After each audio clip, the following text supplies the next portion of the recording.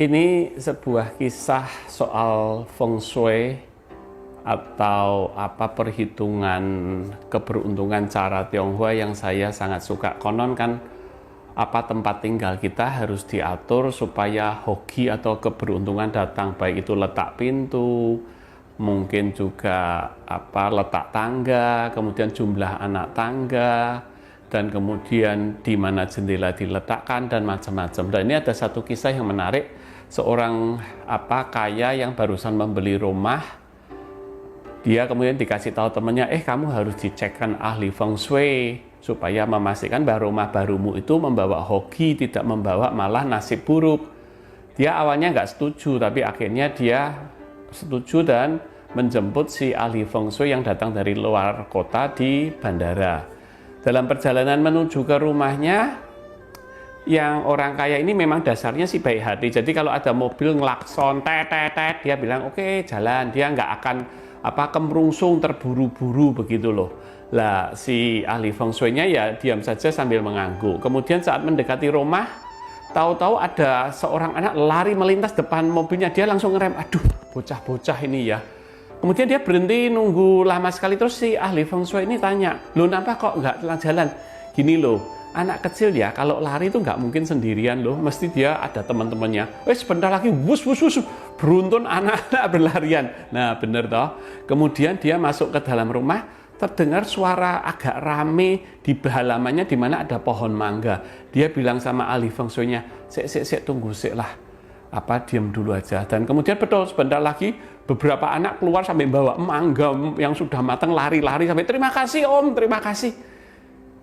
Terus dia bilang, anak-anak ya kalau musim mangga tuh mang seneng kok metik gitu. Dia tertawa sambil wajahnya bahagia sekali. Kemudian si ahli feng shui ini langsung ngomong, Pak, Anda nggak perlu saya.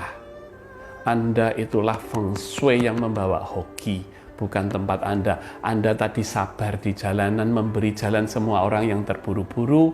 Anda tahu kalau ada anak-anak lari bahwa akan ada anak lain sehingga Anda menghindari bahaya. Dan Anda saat mendengar suara anak-anak gaduh mencuri mangga, Anda pun biarkan karena itu kebahagiaan anak-anak. Feng shui itu bukan sebuah tempat, feng shui itu bukan sebuah perhitungan, tapi feng shui itu adalah sebuah kebaikan yang tertanam di dalam hati kita. Kebaikan akan menetralkan semua keburukan maupun nasib buruk.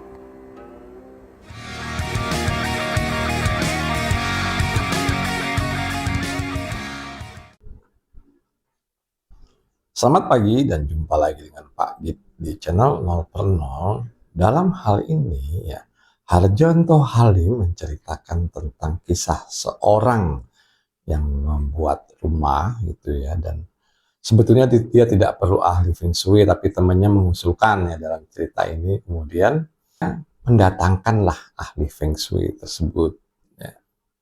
Tapi apa yang dilihat oleh ahli feng shui tersebut?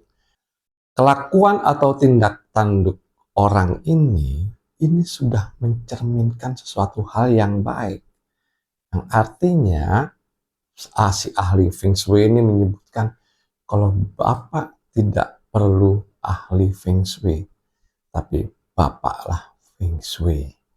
Yang artinya feng shui itu adalah sesuatu hal kebaikan yang tertanam di dalam hati.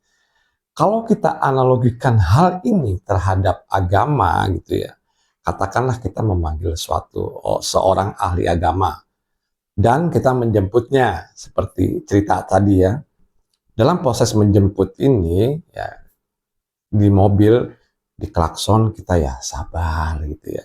Kemudian ada anak-anak lewat, kita bercerita kepada ahli agama tersebut kalau nanti ada anak-anak berikutnya yang menyusul, jadi jangan buru-buru memajukan mobilnya gitu ya.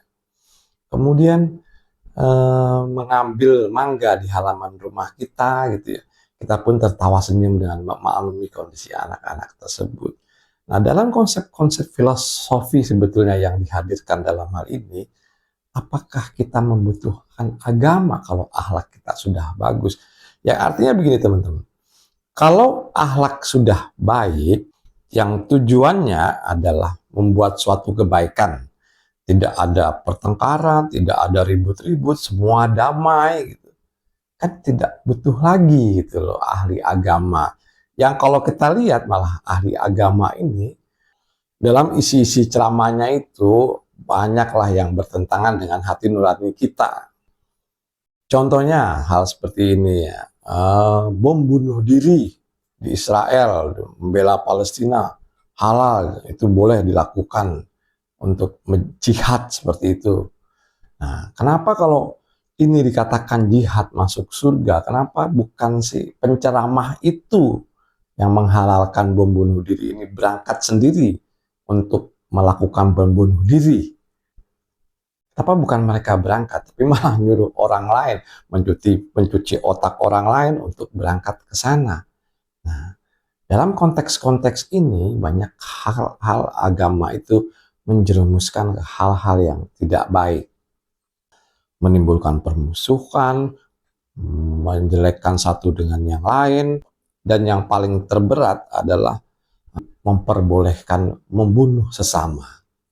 Sebetulnya kalau ada ahli agama yang melihat seseorang ini sudah baik, dia akan menyatakan bahwa disitulah letak agama. Jadi kalau boleh Pak Git katakan dalam hal ini, kita tidak begitu membutuhkan agama.